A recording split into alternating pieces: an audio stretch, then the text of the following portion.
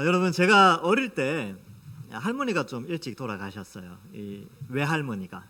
이 친할머니는 제가 청년이 되어서 돌아가셨지만, 외할머니가 제가 초등학교 때 이제 돌아가셨는데, 외갓집에 가면 이제 장례를 치르던 장면이 생각이 납니다. 그런데 우리 그 외삼촌들이 이제 그 외삼촌들의 조카들, 그러니까 우리 사촌들이 있죠. 사촌들한테 묻는 거예요.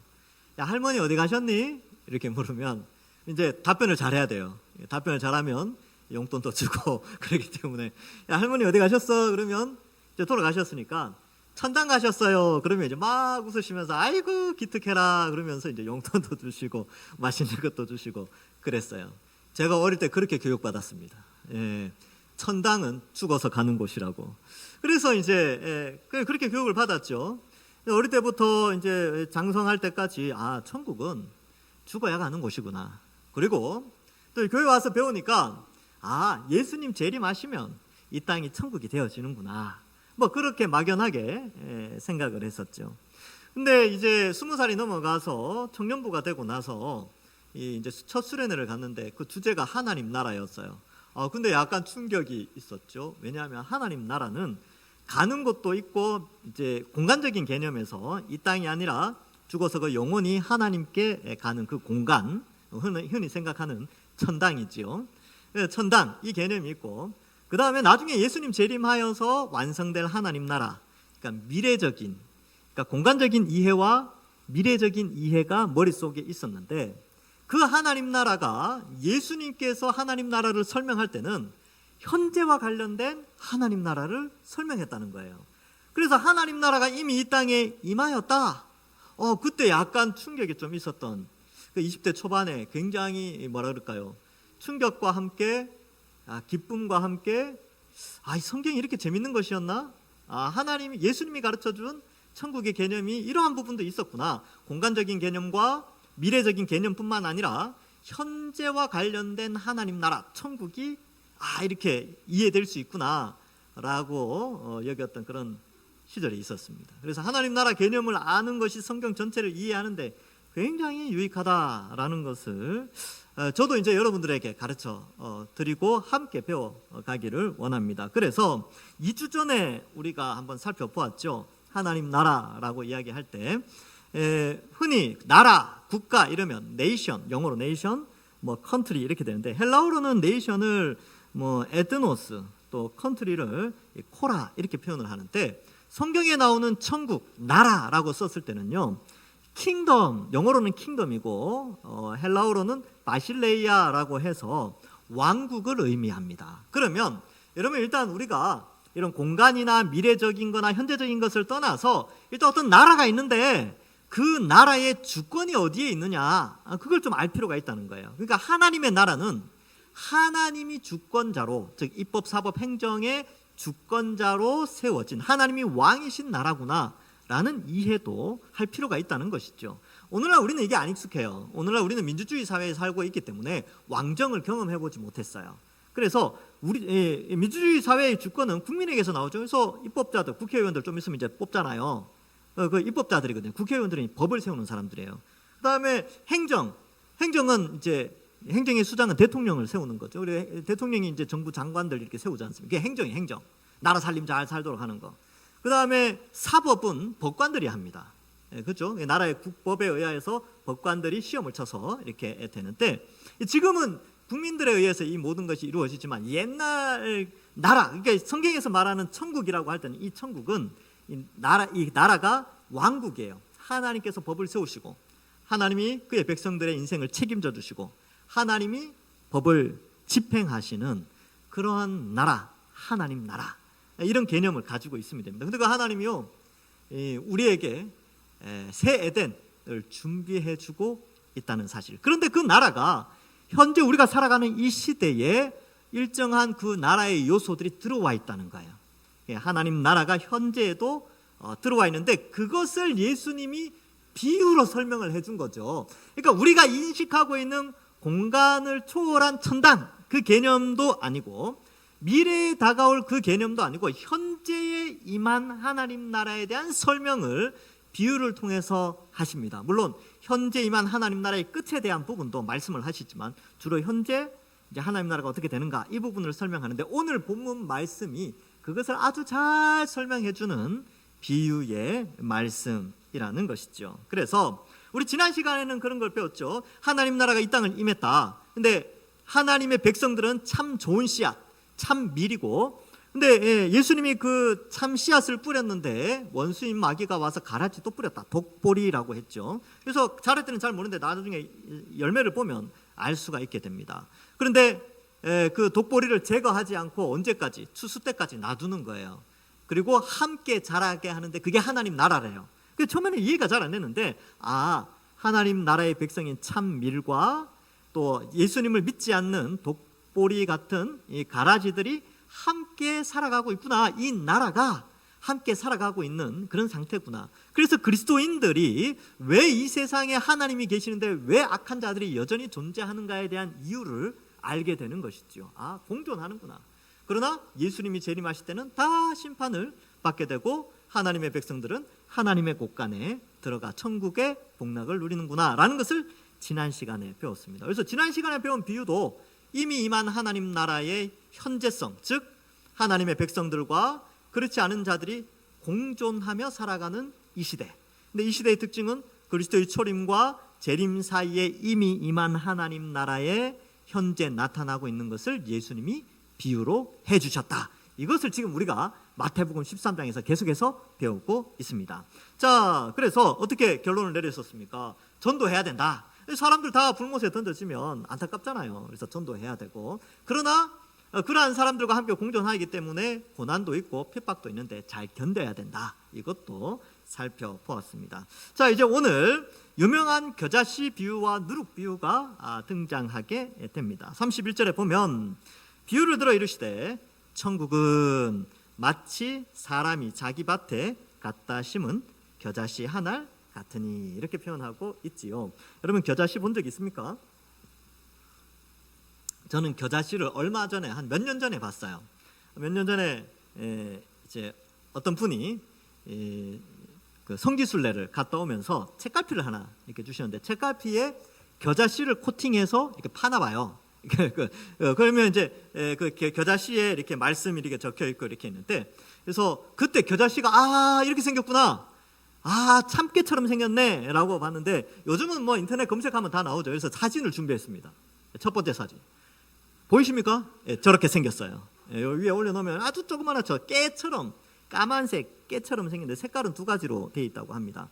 잘 안 보이시고, 저 멀리 계신 분들 잘 안 보이실까 봐 좀 확대를 했습니다. 이렇게 생겼어요. 정말 작지요. 근데 저게 이제 땅에 떨어져서 자라나게 된다는 것이죠. 자, 오늘 이제 여러분 겨자씨 다 봤어요. 겨자씨 다 봤어요. 저렇게 작습니다.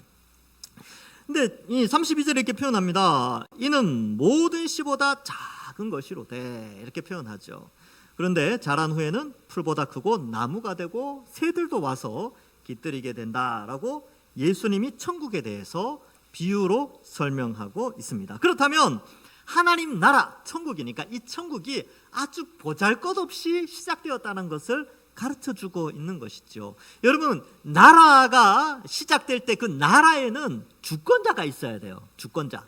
흔히 이제 왕국이라고 했으니까 왕이죠, 왕. 그러면 하나님 나라의 주권자가 이 땅에 오셨어요. 왕이 오셨다니까요. 근데 오셨을 때 어디에 오셨느냐 하면 마국간에 오셨어요.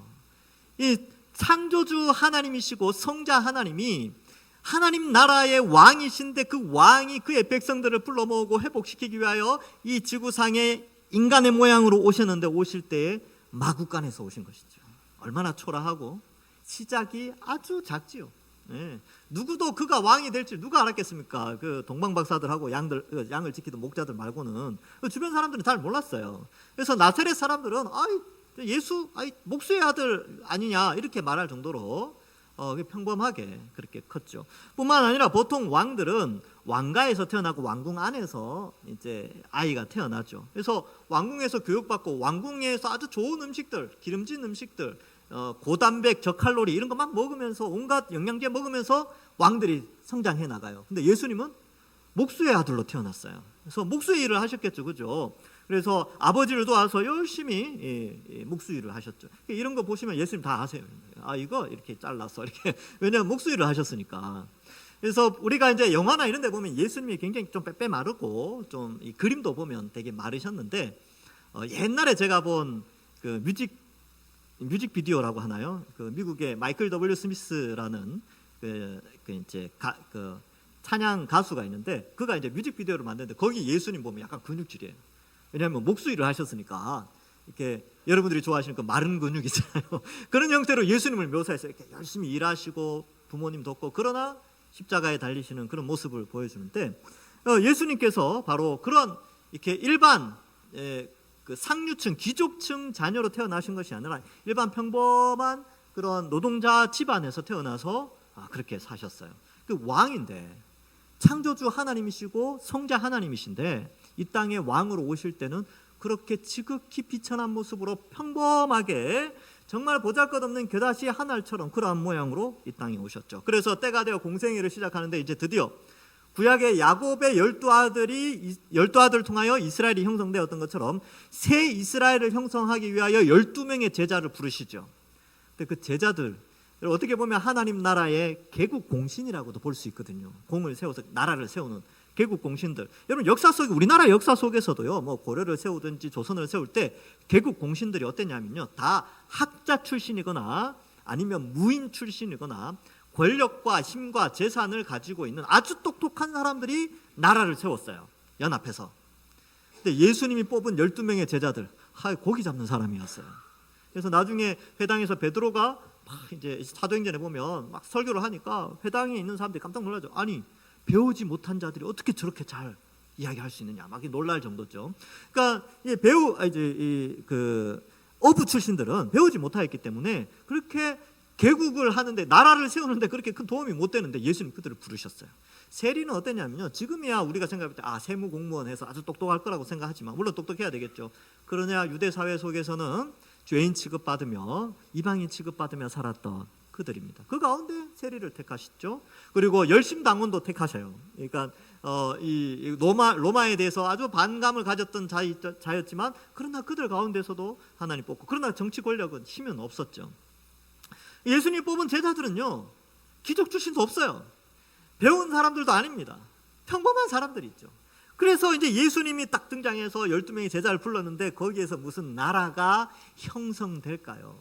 겨자씨처럼 너무나 부족해 보였죠. 그런데 그 겨자씨가 땅에 묻히고 싹이 돋고 자라나면서 겨자씨와는 다른 형태의 나물이 그리고 커서는 나무처럼 아주 울창하게 커 나가게 됩니다. 그래서 다시 한번 13장 32절에 보면 이는 모든 씨보다 작은 것이로되 자란 후에는 풀보다 커서 나무가 되매 공중의 새들이 와서 그 가지에 깃들이 느니라 이렇게 기록하고 있습니다. 그래서 나라 어떤 국가를 나무에 비유를 하는 거죠. 이 다니엘서 4장에도 바벨론을 그렇게 나무로 표현하기도 하는데 거기에 공중의 새들이 와서 깃들일 정도로 큰 나무가 된다는 것이죠. 모든 씨보다 작다 이 표현은 세상의 그 어떤 나라들에 비해서 그 하나님 나라 이 킹덤 이 하나님의 왕국은 너무나 보잘것없이 이 땅에 임한 것처럼 보이지만 이것이 자라면서 어마어마한 크기로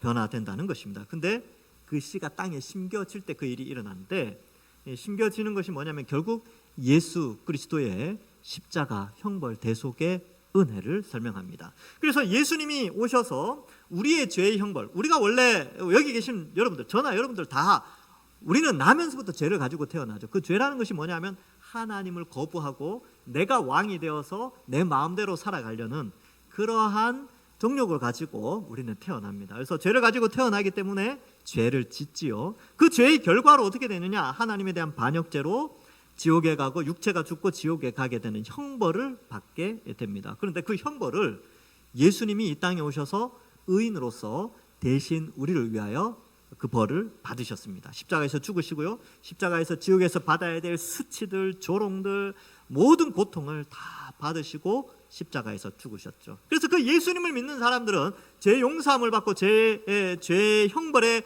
면제함을 받아 자유함을 얻고 이제 죄와 싸워 나가는 자들로 세워진 것입니다. 그렇게 해서 이제 이 씨가 자라나게 되는 것이죠. 그리고 부활하셨죠. 부활하셔서 우리에게 부활의 소망, 죽음이라는 형벌이 주어졌지만 오히려 예수님을 믿는 자들은 부활하는 소망을 가지게 있습니다. 부활이라는 게 뭐냐면 육체가 영원히 사는 거거든요.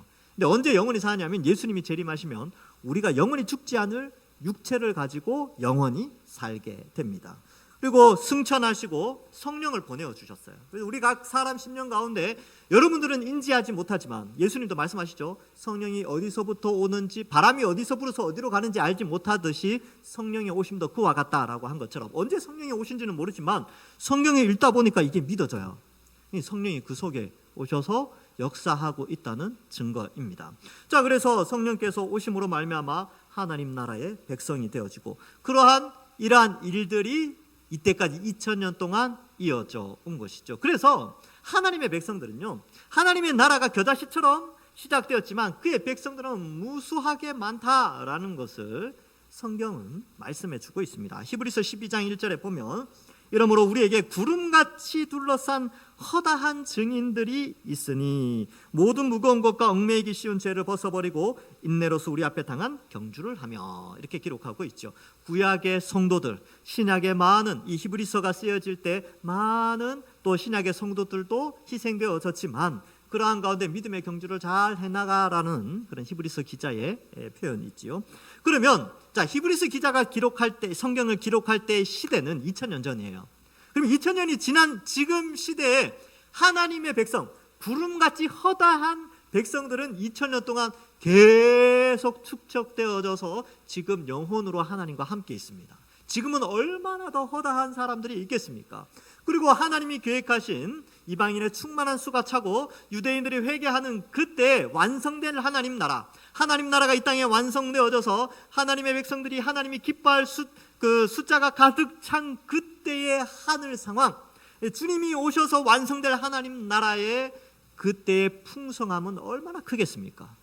그 내용이 요한계시록 19장 1절에 이렇게 기록하고 있습니다. 이 일 후에 내가 들으니 하늘에 허다한 무리에 큰 음성 같은 것이 있어 이르되 할렐루야, 구원과 영광과 능력이 우리 하나님께 있도다. 아멘. 여러분, 오늘 우리 찬양대가 찬양을 하는데 제가 얼마나 은혜를 받는지, 하여튼 제가 은혜 받고 설교를 합니다.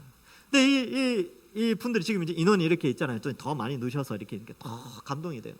근데 한번 생각해 봅시다. 우리가 이제 예수님 오셨어요. 아니면 우리가 예수님 오기 전에 우리 생명이 끝나서 흔히 말하는 천당에 갔다고 합시다. 천당에 갔죠. 그럼 수많은 사람들이, 어마어마한 숫자들이 찬양을 한단 말이죠.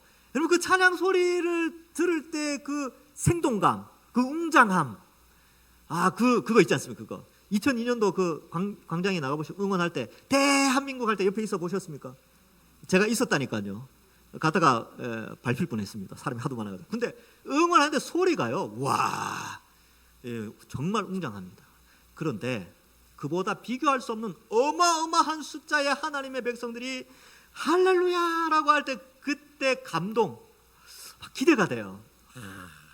기대가 됩니다. 여러분들이 같이 마음 모아서 찬양할 때도 저는 앞에서 이제 부르지만 듣기도 하거든요.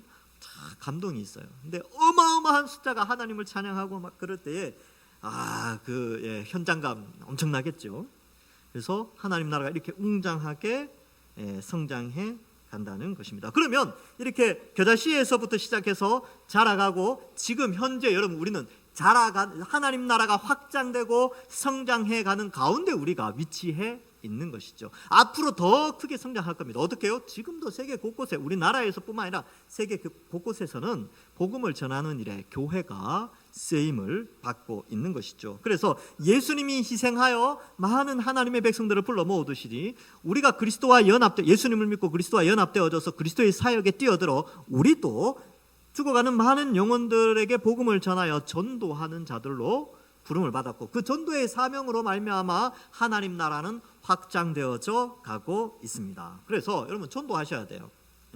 그래서 원래는 꼭 한 사람 전도 대상자를 정해서 끊임없이 그 사람의 마음을 돌이킬 수 있도록 기도하십시오. 그리고 때가 되어 전도하는 것이죠. 저도 마음에 작정한 사람이 있습니다.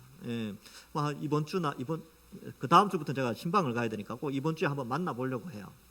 여러분들도 계획하시고 전도 대상자들을 위해서 기도하시고 만나시고 초청하셔야 됩니다. 모든 것은 하나님의 뜻에 달려있지만 어쨌든 교회가 그 일을 하는 거예요. 확장하는 이 일에 우리가 뛰어드는 것이죠.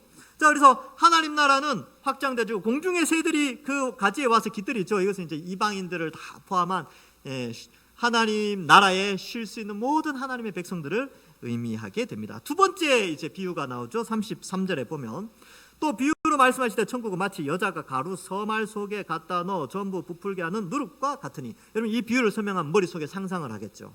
근데 머릿속에 상상을 하려고 하는데 질문이 하나 발생합니다. 도대체 가루 서말의 양은 얼마나 될까? 보통 이 이스라엘 땅에 가루 그러면 보통 밀가루입니다. 밀 농사를 많이 짓기 때문에. 그러면 이 서말이 뭘까? 이 말자를 검색해 보니까 사톤이라는 헬라어를 쓰더라고요. 사톤이 아니고 무게 4톤이 아니고 사톤이라는 헬라어가 있어요. 근데 이 단위가 이 부피 단위인데 1사톤이 13리터입니다. 무게로 치면 13kg. 그러면 서말이면 어떻습니까? 39리터, 39kg. 근데 대략 한 40kg, 40리터 정도 됩니다. 이 마트에 가시면 쌀 한 포대 보통 20kg에 팔아요. 그거 두 포대. 근데 이 두 포대, 이 가루 서말을 가지고 남자 장정이 몇 명이 먹을 수 있냐면 150명이 먹을 수 있습니다. 한 4톤에 50명이 어른, 남자 50명이 먹을 수 있는 거죠. 빵을 만들면. 이걸 반죽할 때에 이제 이걸 부풀리기 위해서 효모라는 걸 넣습니다. 요즘은 베이킹 파우더라고 그럽니까? 하여튼 그걸 이제 가루를 조금 넣으면 이게 확 부풀어 나요. 저는 이거 실제적으로 본 거는 빵 만들 때 본 게 아니고 달고나 만들 때 봤습니다. 달고나 아시죠? 이제 다른 지역에 가면 국자라고도 하고요. 이렇게 표현하는데 설탕을 이렇게 녹여가지고 연탄 뿌리에 요즘 가스렌지지만 이렇게 올려서 뱅글뱅글 요즘 그것도 키트도 팔아요. 이렇게 해서 톡 쳐서 이렇게 눌러서 이렇게 해서 모양 만들어서 모양 제대로 내면 하나 더 주고 그런 거 있었어요. 근데 그때 제가 이제 만들 때 설탕을 녹이면 설탕물이 이렇게 물로 변해서 있는데 하얀 가루를 조금 넣어요. 조금 넣으면 이게 확 부풀어 오르면서 우와 향이 끝내줍니다. 오늘 밤에 한번 국자를 새카맣게 한번 태워볼까 그런 생각도 있는데, 근데 그때 넣는 그게 이제 효모죠. 누룩. 여기서 말하는 누룩, 효모, 부풀리는 거예요. 이제 작은 것을 크게 부풀리는 역할을 하는데 이 빵을 만들 때도 이것을 넣죠. 물론 여기서 나오는 것은 이스트처럼 완성된 어떤 그런 것보다는 그 당시에 어떤 그런 이스트와 같은 혹은 효모와 같은 이런 베이킹 파우더 혹은 소다와 같은 그런 역할을 하는 게 있습니다. 아주 작은 양이 들어가는데 그 작은 양이 크게 만든다는 거죠. 즉 작지만 부풀린다라는 의미에서 천국의 개념을 설명해 주고 있습니다. 이 천국은 바로 현재 이미 임한 이 하나님 나라를 설명하는 거죠. 비록 작은 영향력을 가진 것 같은 교회 공동체지만 이 교회 공동체가 사회 속에서 큰 영향력을 발휘하면서 하나님 나라의 백성들을 불러 모으는 것이죠. 실제적으로 성도들을 불러 모은다는 그런 영향력도 있지만 기독교가 들어오면서 엄청난 많은 변화들이 일어납니다. 제가 어릴 때만 해도요, 교회에 가야 OHP 기계를 볼 수 있었어요. 그리고 교회에 가야 뭔가 좀 새로운 것 이런 걸 볼 수 있었고, 요즘이야 이제 잘 살게 됐으니까 다 학교 교재도 다 이렇게 좋아지고 했지만 옛날에는 그랬습니다. 그리고 사람들이 교회에 가서 말씀 듣고 예수님 믿고 나서부터 글자를 배우기 시작했어요. 우리 어르신들 교회에 와서 글자 배우신 분들 많아요. 옛날에는 글자 몰라도 잘 살아갔거든요. 교회에 와서 글자 배우고. 실제로 종교개혁 이후에 문맹률이 상당히 많이 낮아지게 되고, 그로 말미암아 16세기에 종교개혁이 일어나는데 18세기에 시민혁명이 일어나죠. 왜냐하면 신분제를 거부하는 시민혁명. 그게 바로 일반 서민들이 글자를 많이 알게 되면서 지식인들만 가지고 있던 권력이 분산되어져서 결국은 민주주의라는 형태가 등장하게 되는데, 그 중심의 역할에 여러분 교회가 복음을 전하는 일이 바로 거기에 역사 속에 담겨져 있습니다. 이처럼 교회는 아주 작은 누룩 같고 겨자씨 같지만 실제적인 사회에 어떤 좋은 영향력들을 미친 경우도 상당히 많이 있고, 물론 문맥적으로 봤을 때는 이 하나님 나라가 작게 시작되지만 엄청나게 부풀어져서 많은 백성들을 불러 모으는 그 비유를 예수님이 하시고 있는 것이죠. 그렇다면 이 하나님 나라가 확장되어지는 그 중심에 뭐가 있겠습니까? 어떻게 해서 이렇게 부풀려질까요? 어떻게 해서 이 누룩과 같은 이런 영향력이 교회를 통해서 나타나게 되는데 그 중심에 도대체 뭐가 있길래 이 2000년 동안 교회가 없어지지 않고 오히려 더 많은 숫자가 이렇게 예수님을 믿게 되었을까? 그 중심에 바로 예수 그리스도의 십자가 복음이 자리 잡고 있습니다. 그래서 이 누룩은 말씀과 같은 거예요. 복음과 같은 거죠. 복음이 정말 보잘것없어 보이지만 이것이 세상에 나갔을 때는 그 복음의 능력으로 말미암아 수많은 죽어가는 영혼들, 심판받아야 될 영혼들이 그 복음을 믿고 하나님의 백성이 되어지는 이 은혜의 역사가 있게 된 것이죠. 천국은 말씀을 통해서 확장되어지고 복음을 통해서 확장되어지고 복음이 사람들에게 믿음이라는 것을 심겨주는 선물을, 믿음의 선물을 주는 통로가 되어진다는 것입니다. 많은 사람들이 이상한 것들을 가지고 믿음을 자라게 하려고 해요. 뭘 본다든지 뭘 체험한다든지 그런데 아니요, 성경은 철저하게 믿음은 들음에서 난다. 예수님 믿는 것은 결국 복음을 들어야 예수님 믿어요. 그래서 이 하나님 나라가 확장되는 것은 이 복음이 너무나 중요하다는 것이죠. 그래서 헤르만 리델보스라는 아주 유명한 걸출한 20세기 신학자가 있습니다. 여러분들은 잘 모르는데 목회자들은 거의 다 알아요. 이 사람의 이름을. 아주 유명하신 분인데 이분이 쓴 하나님 나라라는 책에 이 누룩 이 부분을 해석할 때 이렇게 합니다. 누룩은 활동을 하며 말씀 역시 그러하다. 누룩이 활동을 해서 부풀리는 것처럼 말씀도 그러하다는 거죠. 지금도 천국은 하나님의 말씀의 능력 때문에 이러한 경향을 지니고 있다. 천국이 확대되어지는데 누룩이 퍼져나가듯이 말씀이 들어가면 확대된다는 것이죠. 그래서 말씀이 들어가는 곳에 하나님 나라가 확장되어집니다. 우리도 마찬가지죠. 우리 동산교회도 말씀으로 말미암아 우리 성경 말씀을 알고 이해하면서 우리가 이 말씀의 귀함을 알고 예수님 믿고 또 우리 주변에 있는 사람들에게 이 말씀을 전달하고자 전도하는 것이죠. 전도가 뭡니까? 도를 전한다는 거죠. 도는 바로 하나님의 도죠. 하나님이 말씀하시는 성경의 진리를 전한다는 뜻이 되는 것입니다. 그래서 이렇게 해서 하나님 나라가 확장되어집니다. 여러분, 말씀이 교회에서 사라지거나 전도가 없으면 어떻게 되느냐? 교회는 사라져요. 지금 유럽의 교회들이 많이 사라졌다고 하는데 왜 사라졌냐 하면요, 말씀을 교회의 중심에 두지 않았어요. 다른 것들을 많이 받아들이다 보니까 이 젊은 사람들이 왔는데 영적으로 거듭나지 못하니까, 왜? 말씀이 안 들려지니까 교회를 떠나는 것이죠. 그래서 교회가 교회다워지고 하나님 나라가 확장되어지는 그 중심에 바로 말씀이 있다. 그래서 성경 읽으라고 자꾸 말씀하시는 거, 말씀을 제가 전달하는 겁니다. 성경 읽고 설교 잘 듣고 주간 말씀도 하고 또 성경도 배우고. 근데 그렇게 해서 끝나는 게 아니라 전도를 해야 된다니까요. 이번 주 목요일부터 이제 노방전도, 길거리 전도 하는 거예요. 목요일 오후 2시입니다. 그래서 그 시간대에 가능하신 분들은 오셔서 이 전도지 안에 복음이 기록되어져 있거든요. 전달하면 돼요. 예수님 믿으십시오 하고 전달하면 됩니다. 모든 것은 하나님께 달려 있으니까. 그래서 함께 동참해 주시고, 또 양육과정 우리 교회, 우리가 어떤 교회를 세워나갈지 함께, 저와 함께 이 비전을 공유하는 시간입니다. 1년 동안 그래서 같이 공부하고, 그러면서 교회가 이 하나님께서 교회를 통하여 이 하나님 나라를 겨자씨가 큰 나무가 되듯이 누룩이 부풀듯이 이렇게 성장시켜가는 과정 가운데 우리가 그 역사적 하나님의 구속의 역사 속에 우리가 지금 살아가고 있는 것이죠. 그러면 하나님의 구속의 역사에 한 번쯤 뛰어들어서 동참해야 되지 않겠습니까? 이 거룩한 하나님의 계획 가운데 우리가 한번 뛰어들어서 배우고 전하는 일에 우리 교회가, 우리 동산교회가 이 일에 힘쓰게 되는 것이죠. 그래서 겨자씨는요, 또 누룩은요, 병들면 안 됩니다. 오염돼서도 안 되지요. 그래서 말씀을 진리대로 제대로 잘 가르쳐야 됩니다. 이제 34절과 35절에서는 이 비유에 대한 마태의 해석이 나와요. 예수님께서 이렇게 비유를 설명하셨는데 이 예수님의 비유에 대한 마태의 해석은 어떠냐? 34절에 보니까 예수께서 이 모든 것을 무리에게 비유로 말씀하시고, 비유가 아니면 아무것도 말씀하지 아니하셨는데 35절에 보면 내가 입을 열어 비유로 말하고 창세로부터 감추인 것을 드러내랴. 여기가 중요해요. 감추인 것을 드러내는 것이 비유의 특징입니다. 그러면 예수님이 비유로 말하신 것은 감추인 걸 드러낸 건데, 그 감추인 게 뭐냐면 하나님 나라가 이미 이 땅에 왔다는 이 사실이 믿지 않는 자들은 그걸 몰라요. 하나님 나라가 이미 이 땅에 임했다는 걸 모른다니까요. 근데 우리는 이 비유를 알아가면서 하나님 나라가 이 땅에 이미 임했구나.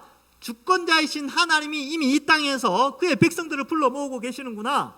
이미 임하였지만 아직 완성되지는 않았구나. 성취는 되어 구약의 예언들이 성취는 되어졌지만 아직 완성되지 않은 이 긴장 가운데 살고 있구나.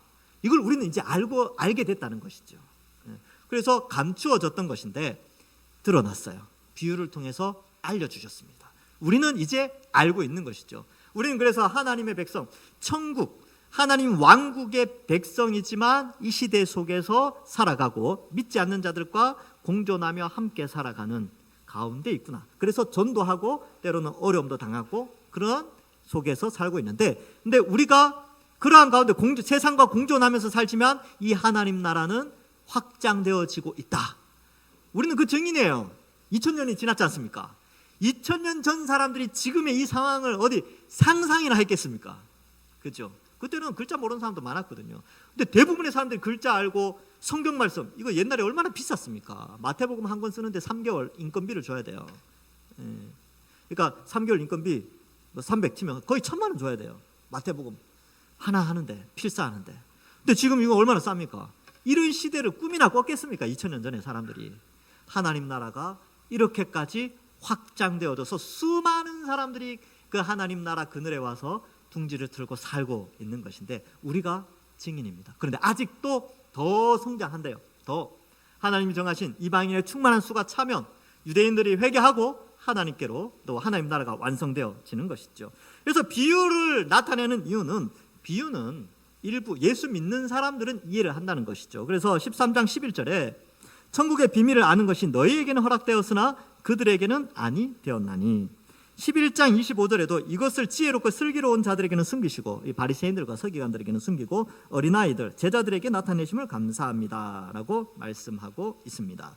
그래서 비유를 아는 것은, 비유를 안다는 것은 성령이 그 속에서 비유를 이해하게 하셔서 우리가 하나님의 백성이 되었구나, 예수 그리스도의 십자가로 말미암아 내가 하나님의 자녀가 되었구나 라는 것을 깨닫게 하도록 비유를 우리가 배우는 거예요. 이걸 비유풀이 한다라고 하는데, 비유에 대한 풀이는 2000년 동안 성령께서 교회를 통하여서 다 알려주셨어요.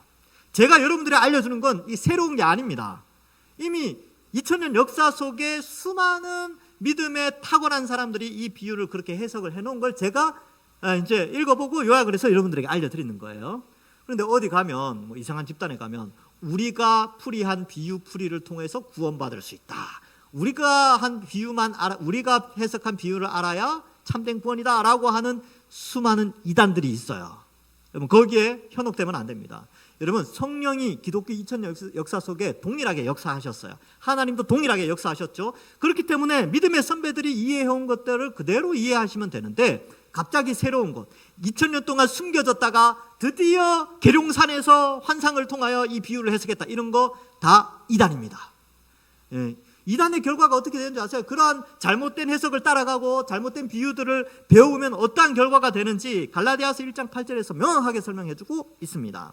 그러나 우리나 혹은 하늘로부터 온 천사라도 우리가 너희에게 전한 복음 외에 다른 복음을 전하면 저주를 받을지어다, 이렇게 기록하고 있어요. 그래서 여러분 이단들 조심해야 돼요. 이단들의 특징은 가정도 다 파괴하죠. 성경은 가정을 얼마나 귀하게 여기는데요. 이단들은 막 가출도 하고 막 집 팔고 땅 팔고 막 다 해가지고 막 다 해서 가정이 막 다 깨져요. 그런데 절대 현혹되지 말고, 우리가 2000년 기독교 역사 속에 세워져 온 믿음의 선배들이 해석해 놓은 것들을 잘 이해하시면 됩니다. 제가 잘 가르쳐 드리니까. 그리고 그러한 좋은 교회에서 좋은 이런 한국교회 토양에서 신앙생활 하시는 것을 감사하고 말씀을 통해서 잘 배우시면 되는 것이죠. 자, 말씀을 맺습니다. 여러분, 하나님 나라, 예수님이 비유하시는 이 하나님 나라는 이미 임한 하나님 나라, 그리스도의 초림에서부터 재림 사이에 하나님 나라가 이 땅에 들어왔는데 그 하나님 나라 천국에 대한 것을 비유로 설명을 해주고 있죠. 그래서 오늘은 작게 시작했지만 놀랍게, 지금 2000년 정도 지났는데 놀랍게 성장해 있는 그 예수님의 비유가 성취된 시대에 우리는 이것을 해석하며 이해하고 있습니다. 그렇다면 우리는 어떻게 하겠습니까? 우리도 이 하나님 나라의 확장에 속해 있는 자들이에요. 하나님 나라의 백성이 되었잖아요. 그럼 어떻게 합니까? 우리도 이 복음, 하나님 나라의 확장의 중심에 있는 예수 그리스도의 십자가 복음을 세상에 전하고, 이 세상에 있는 사람들은 아직 예수님을 알지 못하기 때문에 그들의 끝이 너무나 비참하다는 것을 알고 불쌍히 여기고 복음을 전해야 됩니다. 그리고 복음을 알아가야 돼요. 그래서 복음을 알아가고 복음 전하여서 하나님 나라의 확장에 귀하게 쓰임 받는 우리 동산교회 되기를, 우리 모든 성도들 되기를 주님의 이름으로 간절히 축원합니다. 기도하겠습니다. 하나님 아버지, 은혜를 감사합니다. 예수님의 비유를 통하여 그 비유를 깨달음으로 말미암아, 알게 됨으로 말미암아 또 우리의 구원을 확인하고 또 믿음으로 자라갈 수 있도록 은혜 내려주시니 감사합니다. 이미 임한 하나님 나라에서 우리가 복음을 통하여 구원받았사오니 이제 그 하나님의 귀한 역사 속에, 일하심 속에 우리도 동참하여 복음 전하고 또 세상 가운데서 믿음 흔들리지 않고 믿음 생활 잘하는 저희들 되게 하여 주옵소서. 감사드리옵고 예수님의 이름으로 기도하옵나이다. 아멘.